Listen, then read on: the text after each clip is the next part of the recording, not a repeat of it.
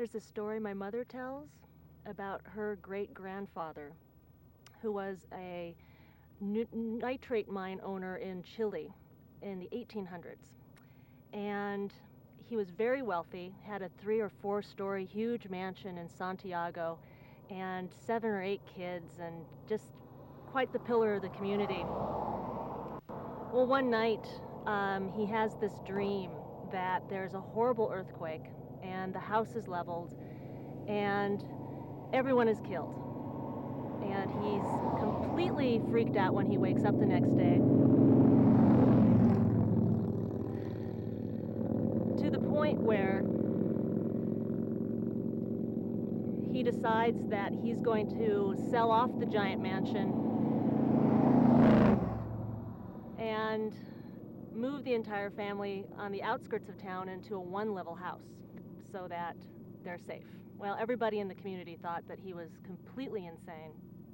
And he was sort of the scourge of society from that moment because everyone thought he was off his rocker and the poor man had lost his mind. But not 6 weeks after he moved the whole family out to this one-level house,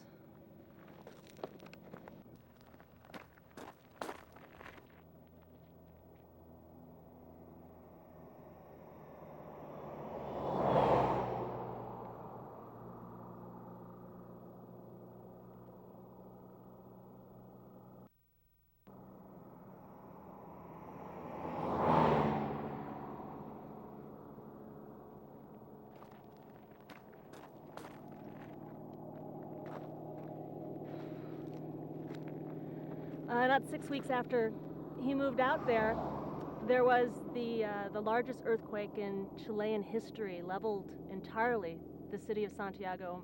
Thousands and thousands of people died, and he was safe and warm on the outskirts there, and nobody thought he was crazy anymore. I've always kind of wished that I had inherited that clairvoyance.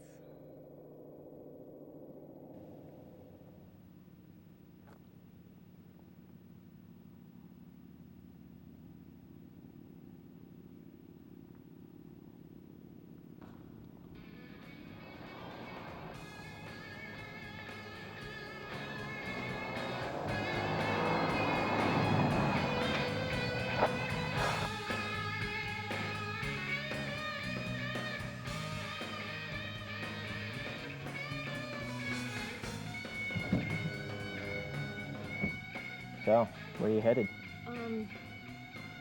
Well, I need to go to like a gas station or something down the road. All right, get in.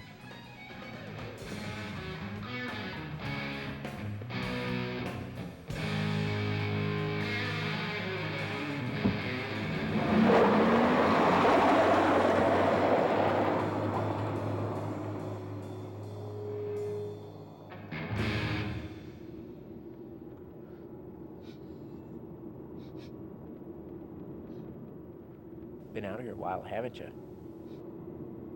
Well, it's... Don't talk.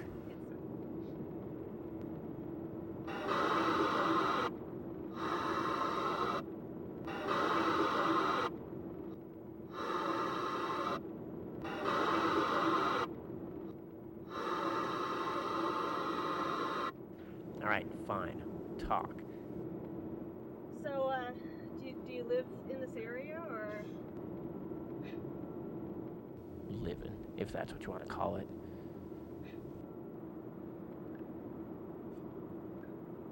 This is a nice car. Have you had it for very long, or...? About 20 minutes. Grab that handle, will you?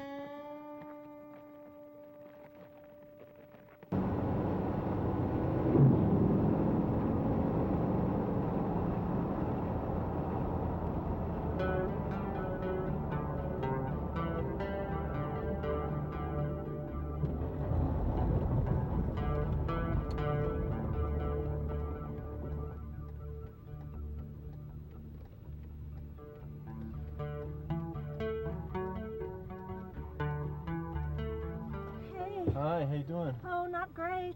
You've been out there for a while. It feels like it. Where are you headed? Well, I'm just going to head up to Cold Spring here. So that's not too far, but I can give you a ride for a while. Oh, that'd be great. Is there a gas station or something in there? I'm going up to meet some friends, and actually they gave me a map, and I've never been there before, but there's probably a convenience store and something. a phone where you can maybe call somebody to get some help if you That'd be great. need some help on the road here. Thank you so much. No problem. Okay, throw these in the back? Yeah, Is that just okay? put them in the back. Okay.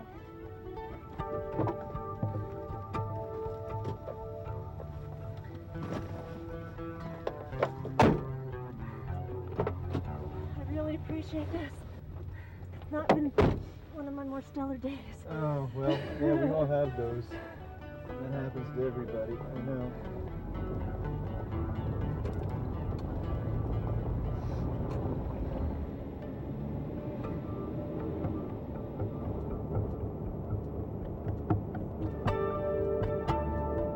Well, I know how you feel about being on the road, because I've got 5 sisters, and 2 of them spent some time traveling in Europe hitchhiking, and though it was safe for them to travel together, I can understand how you feel about traveling alone, and especially with the sun going down and you being a little nervous about the night coming on. For better or for worse, I said I'm leaving, so I had this big yard sale and sold my stuff. I took everything over to their house when I knew that they wouldn't be there, and dropped all of her stuff off that she didn't take, and then I made this contraband arrangement. I had this dream of this big score, and then some unemployment checks caught up to me, and so I was pretty flush. I was feeling better. I had some money. I was headed back to the East Coast, friends, family, that sort of thing, and I'd been over this 3 or 4 months. I'd gotten to be friends with this neighbor, this guy, and he was from Jersey, and so he was kind of like my only friend. He was kind of a weird guy, but so about 2 or 3 days before I left, I sold the Volvo, and I was going to take a drive-away car. That's how I was going to get back east. And so a couple days before I leave, the swell picked up. I went down and went surfing, and I came back into the house, and it was that same weird premonition sometimes you get. It's like something was different with the house. And so I went into the house. Mystic was there, my dog, and but something was weird. Something was really weird. So I went right to where I had stashed my money, and it was gone. And a couple of the uncashed unemployment checks were gone. So now I have no money. I've got a few unemployment checks that would maybe cover me until, to get across country, but, I'm screwed again. California has screwed me.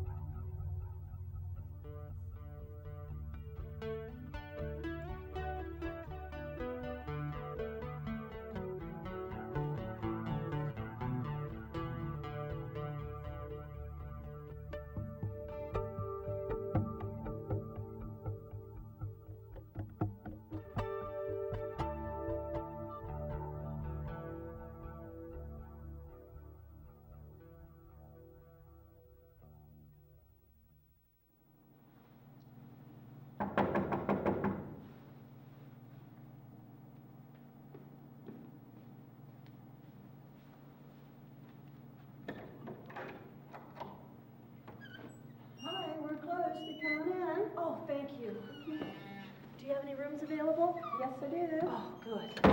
Okay, just come over this way. Okay, and what size room do you need, hon? Just one bed. Okay. How much are the rooms? $18. Oh, wow.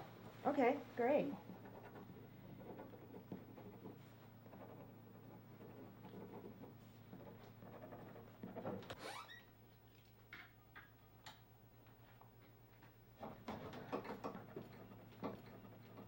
How long will you be staying? I believe only one night.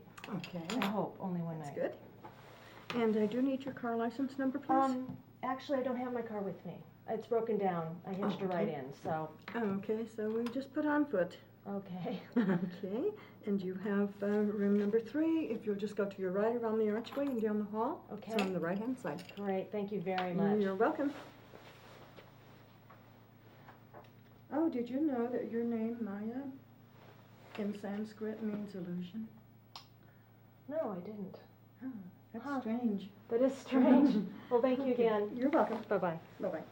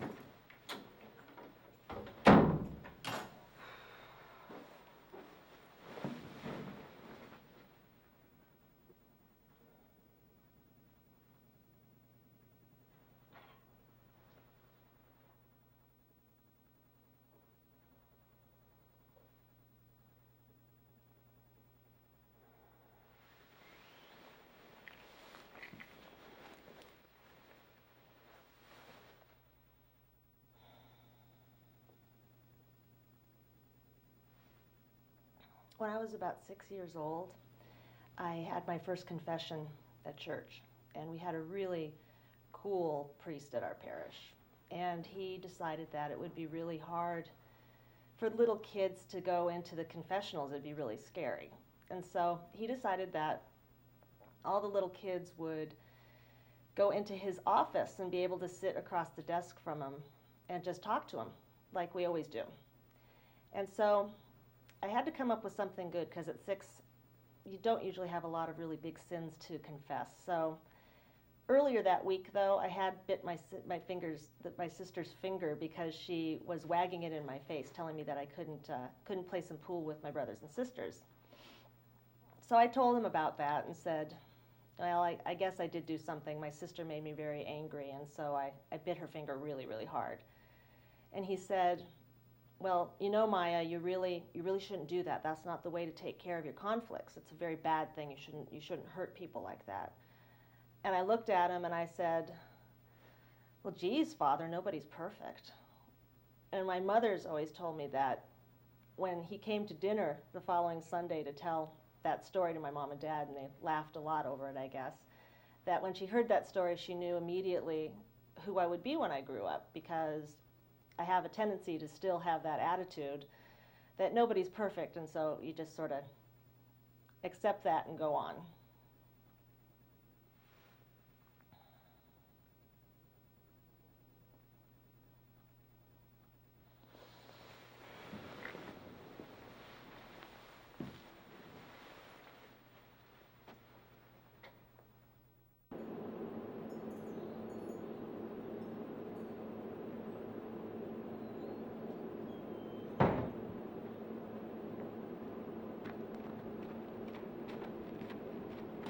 Hi. I do. Are you Henry? No, ma'am, I'm Robbie.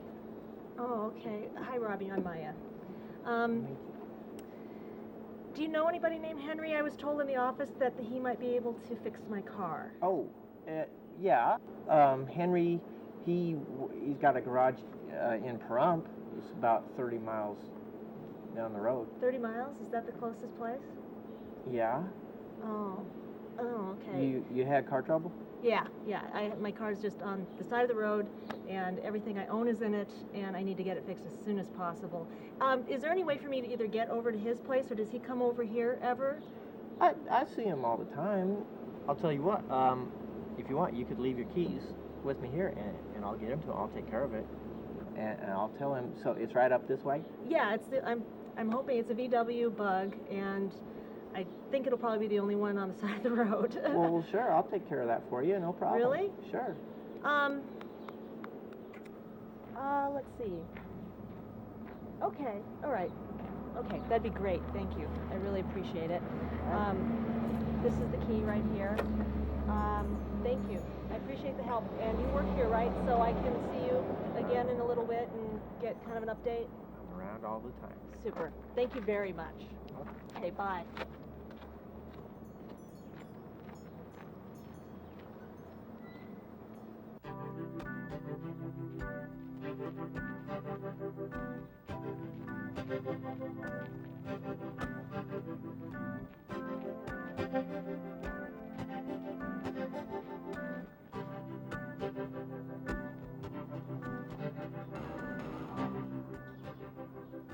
Well, it took forever for me to get a ride. I really didn't know what was going to happen.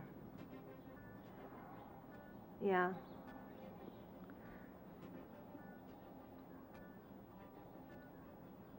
A really nice guy. No, he was okay.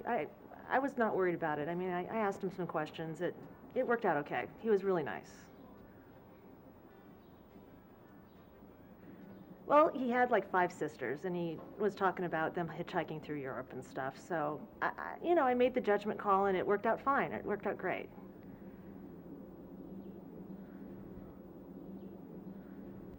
You couldn't find it in the Yellow Pages? Well, it's here. I'm here.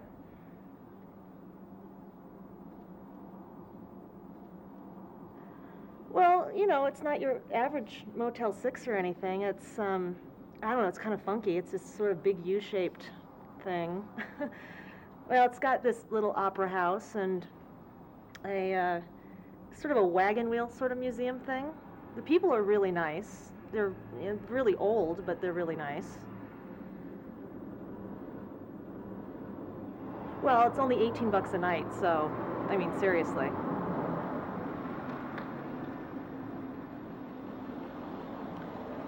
Well, they're trying to get a mechanic. It's probably going to be 3, maybe 4 days, though, before they can really do anything.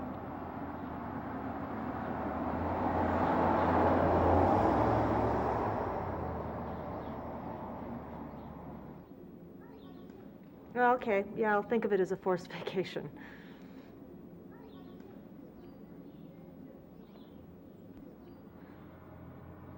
I am so sick of being treated like a child. I handled the situation. I'm an adult. Everything's fine. I can handle this. I was broken down. I got the ride. I got the hotel. I'm set with the car. It's just a matter of a couple of days. I handled the entire thing fine.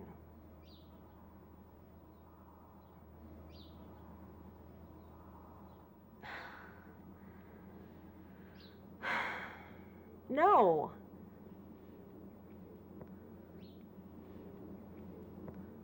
It's okay.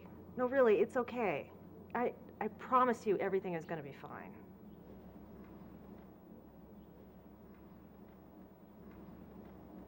No, I'm fine. I'm fine, really. I'm a little tired. I've got settled in, good night's sleep, everything's just fine. My spirits are great, really.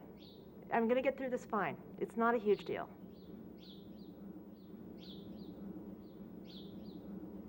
Okay, all right. Fine, I will. I'll call you tomorrow. I will call you tomorrow and make sure that everything's fine and let you know what I'm doing. I'm I'm sure I'm going to read a couple books. I mean, it's not any big deal, but I promise to call you tomorrow. Okay. Okay, bye.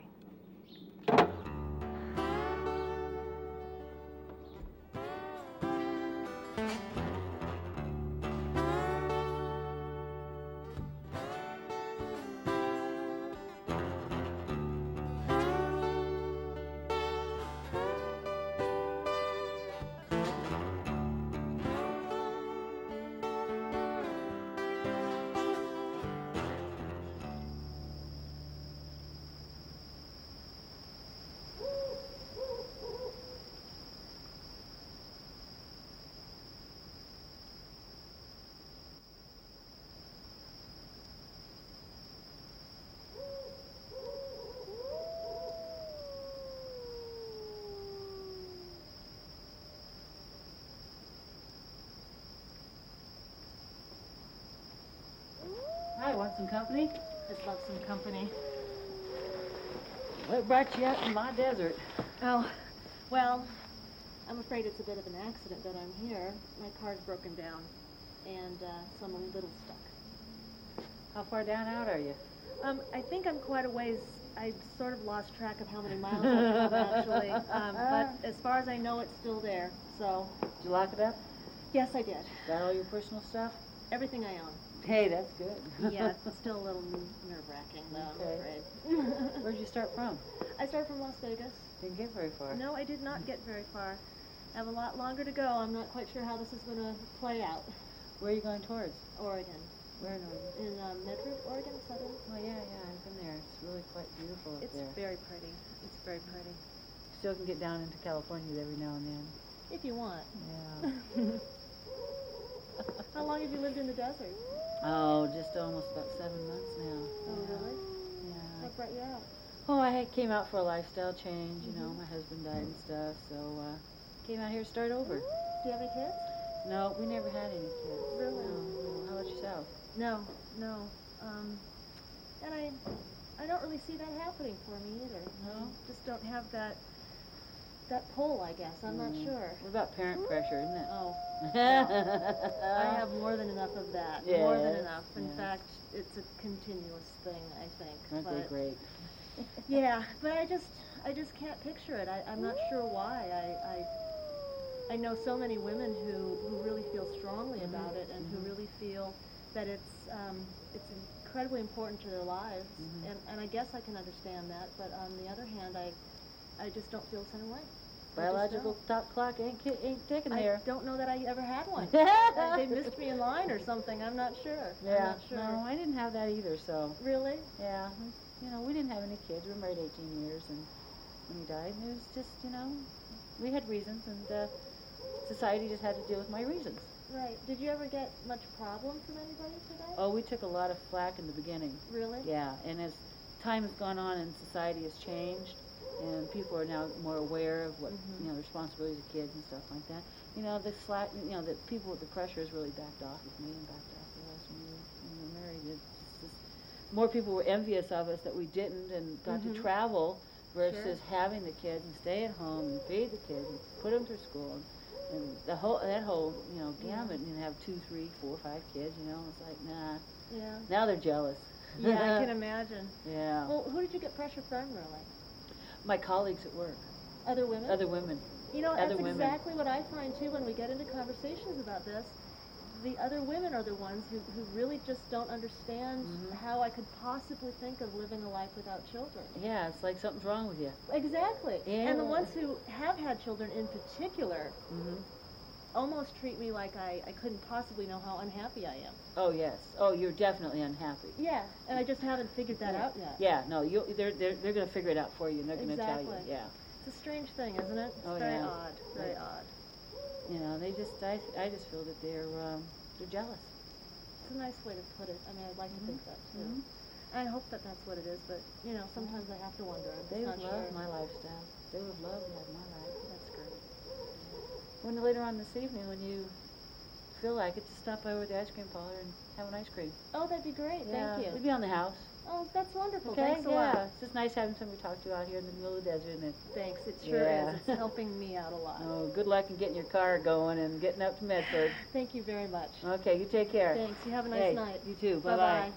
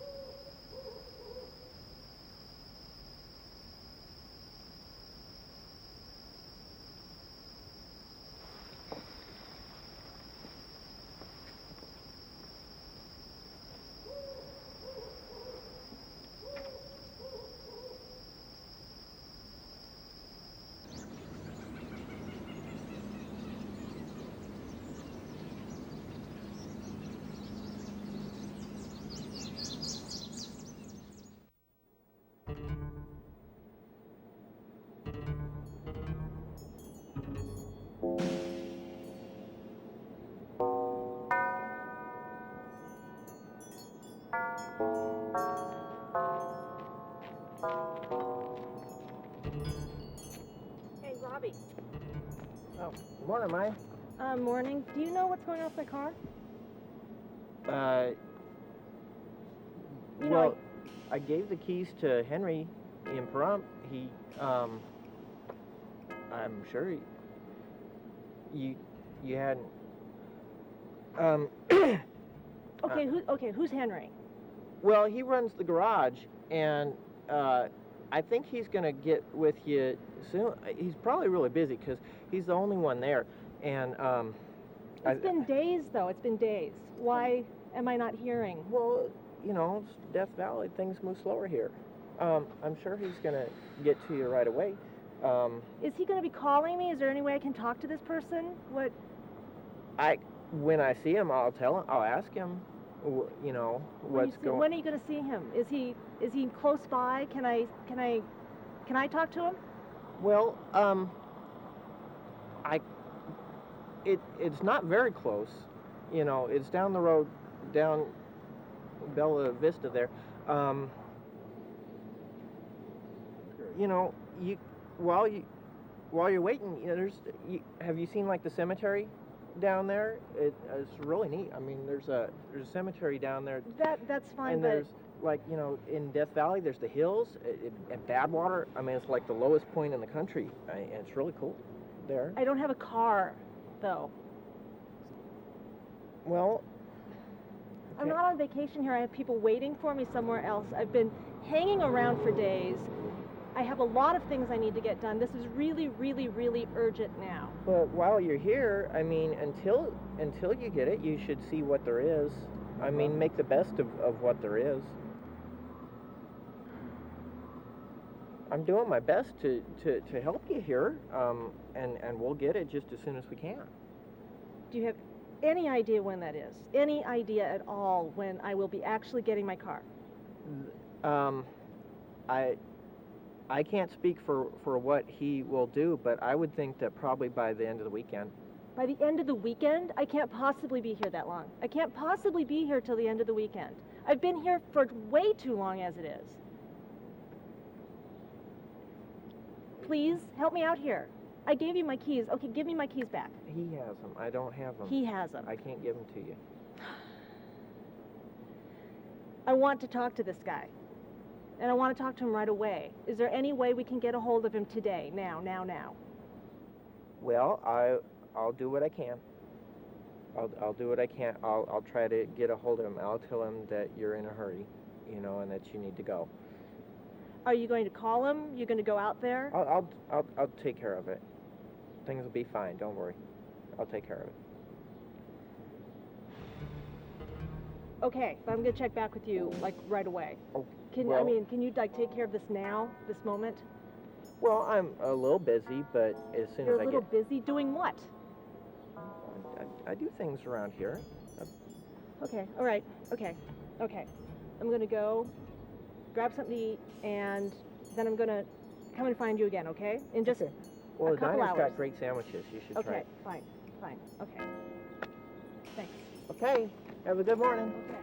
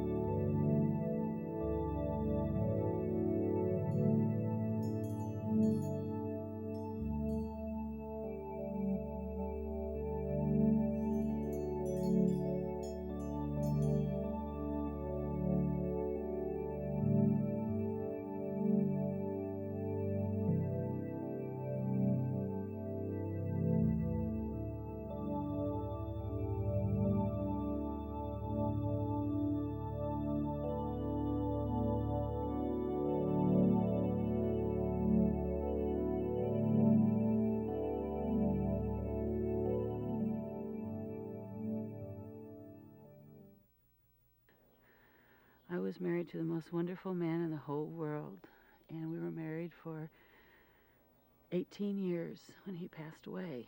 This is a man that I met when I was 15 and a half years old.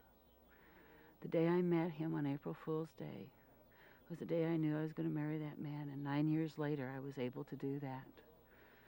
During that 9 years, my husband, my boyfriend at the time, we went through an awful lot together, through the loss of his father, the death of his mother, the death of his uncle, and later on the death of his grandmother, and earlier on the death of my grandmother. Our lives were, we were best of friends, we were lovers, we were everything. This man helped support me emotionally, physically, and financially through all my education. You know, when you meet somebody when you're 15 and a half, you're only in high school. And I had a lot more to go of education before I was ever going to be ready to get married. And he sort of helped me get through my junior college and get into nursing school and all the trials and tribulations of getting through nursing school. And he was right there standing beside me, supporting me. And after I graduated and we found out that we figured out we could actually afford to get married. We did, and it was 9 years afterwards, almost to the date. The day we got married was the most special day in my life. This man, we got married on March 19th, and we really decided that, you know, our finances were such that we really couldn't afford to have a big wedding, so we got married in my mother's beautiful garden in her backyard.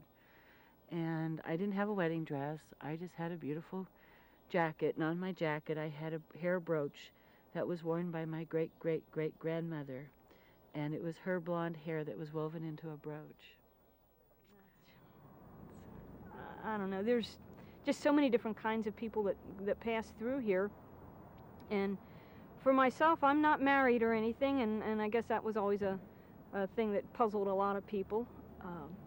You know, it's just what I chose to do. I personally am not interested in it as far as, you know, being tied down to any one person. I guess you can just say I like my independence and being able to go where I want to go and do what I want to do and that. And like I say, throughout really all my life, actually, there's, you know, you get the repercussions of that and attitude about, you know, not getting married and the Cinderella fantasy, as I call it. But, you know, I stuck to my guns with that, and I'm very happy living alone with my dog, and I have no problems with that. I guess I always wanted children. I really did. I was terrified I wouldn't have children. I think I thought that I was never really grown up enough. I got married and did have 2 boys, and I was extremely happy when I did have them. They were a challenge, but a blessing at the same time. And my husband also had 2 children from a previous marriage. And about, at the ages, when my children were about 3 and 5, his children were about 7 and 12. They lived with their mother in Northern California, and she had a lot of emotional problems and was having a hard time with the kids, which, of course, kicked in the guilt factor for my husband and I, and we had wondered, well, gosh, if he wasn't married to me and was with her, would those things still have happened to all of them? So that was kind of hard to deal with, but we did what we could. We were kind of financially strapped, but we saw them when we could. They would come out and visit. And it came about at one point where she had called his ex-wife and just really insisted that the kids come over Memorial Day weekend, which is 3 days. And we were flabbergasted. This was a huge expense for us to bring them out. And to bring them out for such a short period of time, it just didn't seem to make any sense. So we thought about what we should do, and of course felt we should do it. It was our responsibility. Those were his kids, and obviously they needed time with him.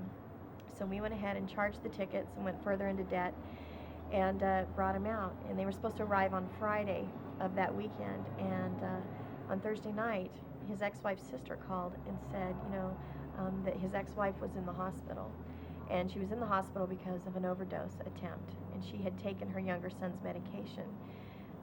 He has ADD, HD, Tourette's syndrome. He's a manic depressant, so he was on some serious medication at the time. His older daughter was ADD, HD as well, and was also going through just regular adolescent problems. She was just turning 13.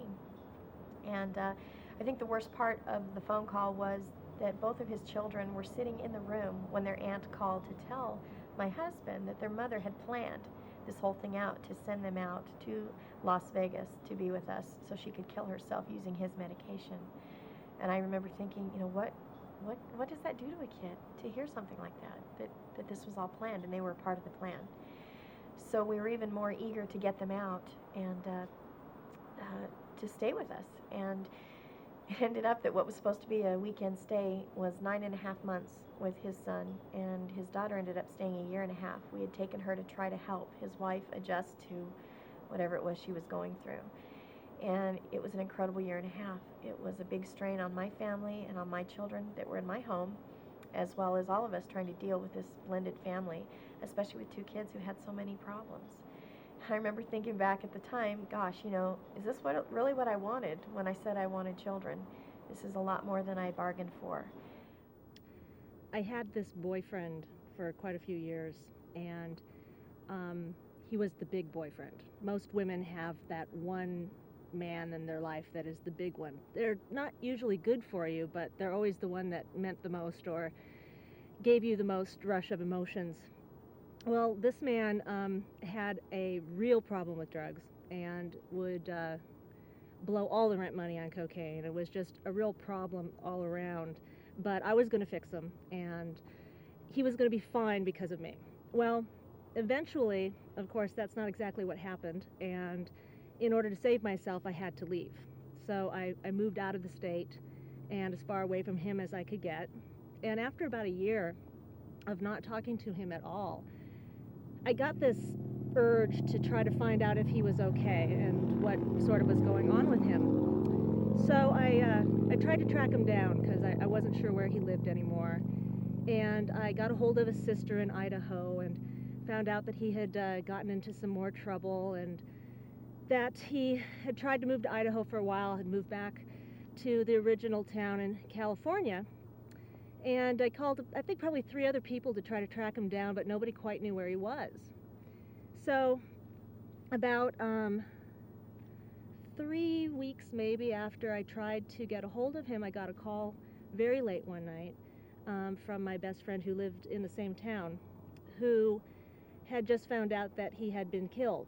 He was stabbed to death behind a bar in a small town, and I always really wished that I had followed through with that premonition and tried a little harder to find him. I don't know that I would have been able to save him. I had made that mistake the first time around, but maybe it would have been nice to have some closure on the entire thing. But he's gone now, and I guess I won't get that. We bought this house in Long Beach, and there we lived for 13 years until he died on December 3rd. We had, what I found out later, was the most Camelot marriage known to mankind. We traveled all over the world. We went to Australia, England, Scotland. We went to Alaska together. We had the most beautiful life known to man, and I don't know how much of it I took for granted, but I'm learning more and more today that not very many marriages were like mine.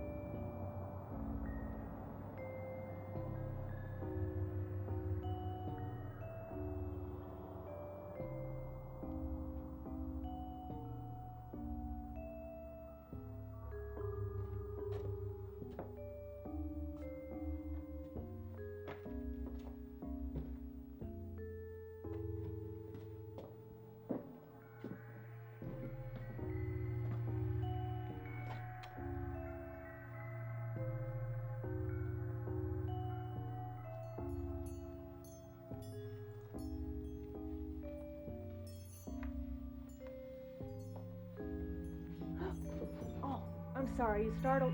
Wait a minute. Hello?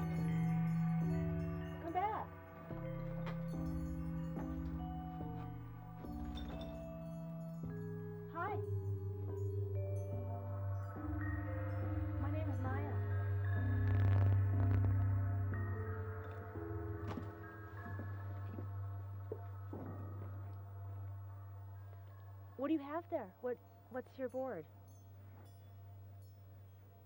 I don't understand. What are you trying to tell me? Are you ready? Okay. To die? Oh my... I don't understand. Areas of the continental United States crossed by more than one nuclear cloud from above ground detonations. So is this where the nuclear testing happened? This right where we are? This thick black area? How is that possible though? That's extreme radioactivity. I mean, how can we be here? Well, but wait a minute. Wait. Don't leave.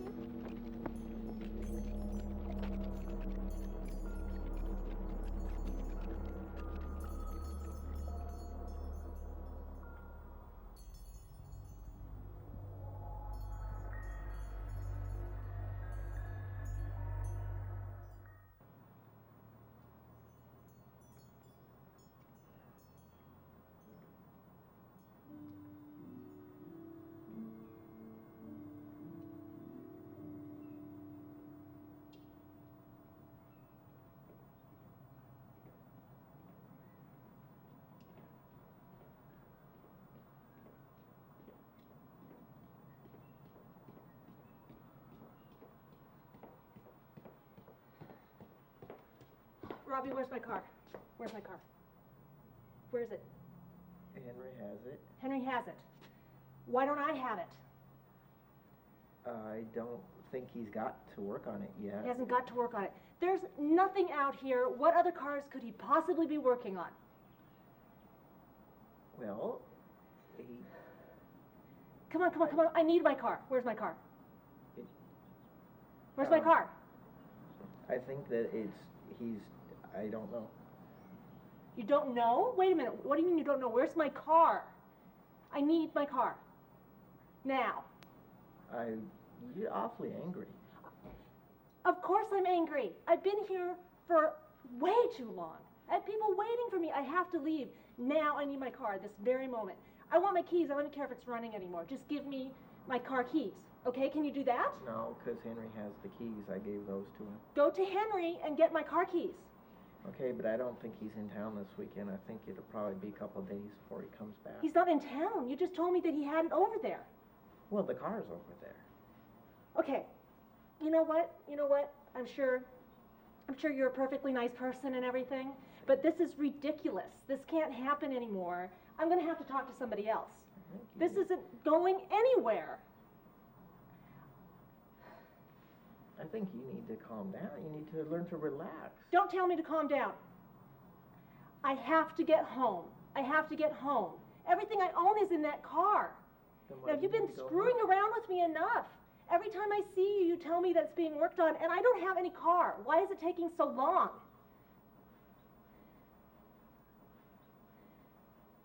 You have to have an answer for this. It's not a hard question. Help me out here. I've been here for over 2 weeks. I need my car. I want to leave here. Well, there's an old saying. Sympathetic people would rather see each other's tears than a millionaire's smile painted in butter on a barber's shave. What the hell is that supposed to mean? Okay, you know what? I've had enough of this. I've had absolutely enough. I'm going to talk to your boss. I'm real sorry, but you're probably going to get fired out of this. I'm going to take care of this myself. You are of no help to me.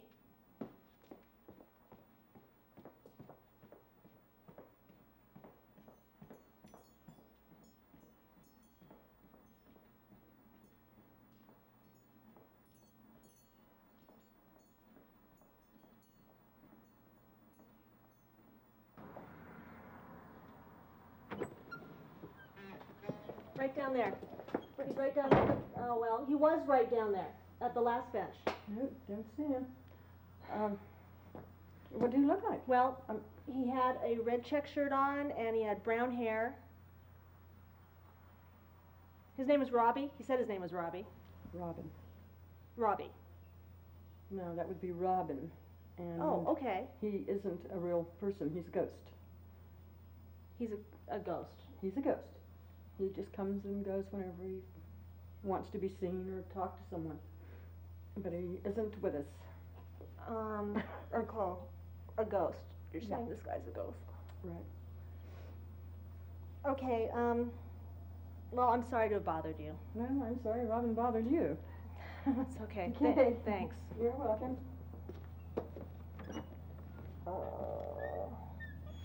I've given my keys to a ghost. Unreal.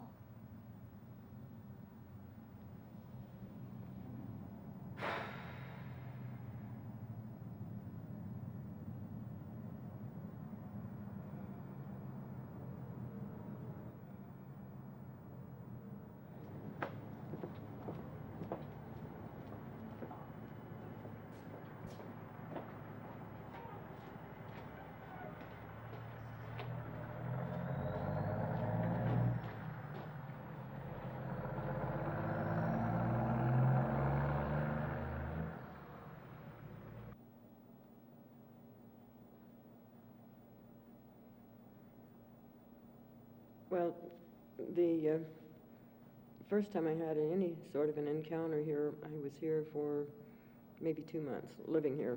And at the time, my husband was still living. He and I went into Las Vegas to go grocery shopping. So my son worked the desk, and he filled the hotel up while we were gone. When we came back that night around 10:30, I had not seen any of the hotel guests. So the thing was, I was putting groceries away, and at the time we were staying way at the end of the hall, down toward the red curtain, and room 22 and 24. And I was putting groceries away, and someone tapped on my door, and I went to the door, and this tall young man said, "Come on, you have to go with me, hurry, hurry, come on, it's really important, you have to see this." And I thought he was a guest. I said, "Fine, okay." We came down the hall, and he opened the front door. We went out on the colonnade, and he said, "Look, Lori, I want you to see the coyotes. Don't let your cats out tonight." He said, "The coyotes will get them." And I said, "Oh, I'd never seen coyotes that close." He said, "Well, I've been here a lot longer than you have, and I've never seen them come this close to the building." And so we thought, "Oh, you've stayed here quite often when the hotel was open before?" And he said, "I live here." And that gave me a little pause. I thought, is this a crazy man who's hiding out in one of the old buildings here that's wrecked and no one knows that he's here? I said, "Well, where do you live?" He says, "Anywhere I want to." And I said, "Well, how long have you been here?" He said, "A long time, quite a long time."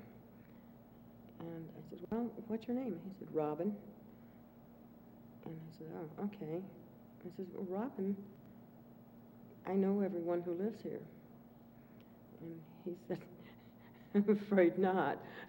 And so I'm staring at him and wondering, is this man a lunatic or what's going on?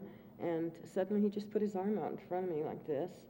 And I reached over to touch his arm, and there was nothing there to touch, although he looked as solid as I did. And I said, "Oh my gosh, now what?" And he said, "I won't hurt you. I wouldn't hurt anyone. And I love the cats and the other animals, so I just want you to be sure that they're safe and don't let them out." And I thought, how do I get back inside the building and get away from this spirit without looking like a total fool? So I said, "Why do you stay here?"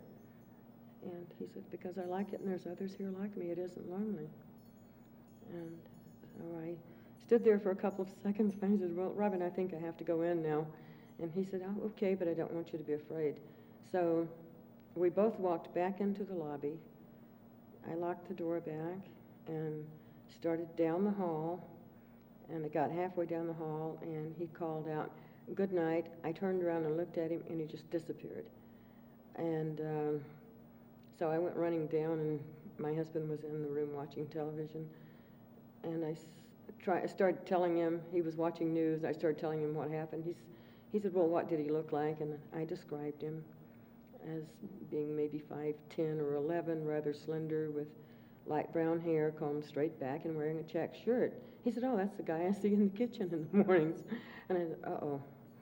Why didn't you tell me? He said, I thought it might scare you. I said, well, you're right, it did. But I don't think he means anyone any harm. If he loves my cats, he really can't be a bad spirit. But that was my introduction to a spirit who can appear to look like someone who is in the body, perfectly solid, and when he's seen by guests and other people around town, they do not have an inkling that he is not in the body as we are until he poofs and disappears in front of them.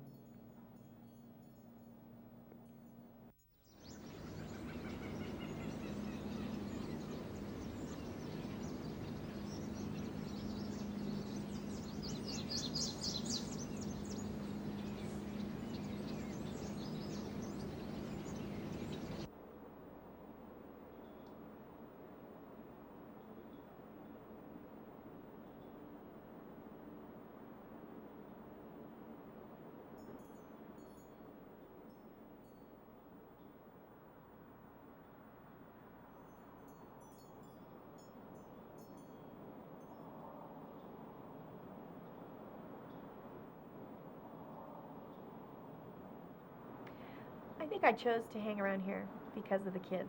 People traveling through here bring children with them, and I miss that. I miss my children. I mean, being dead does have its advantages. I can stay here and play with other kids for the rest of eternity if I want, and I think that's what I'll do unless I decide that there's somewhere else I'd rather go.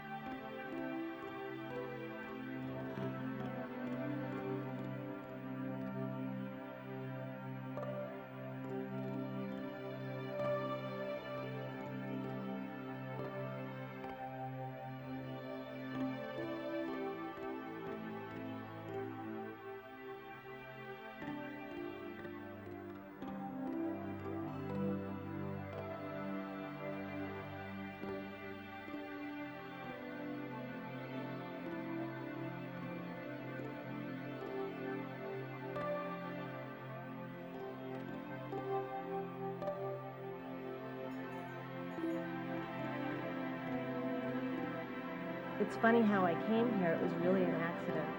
I was driving down the road, and my car broke down. I got a ride to this strange little town.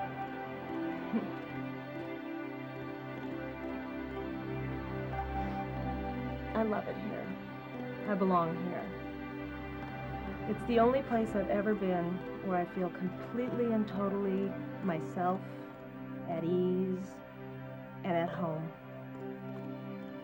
I think it's where I'm going to stay at. I think I'll stay here for the rest of my life.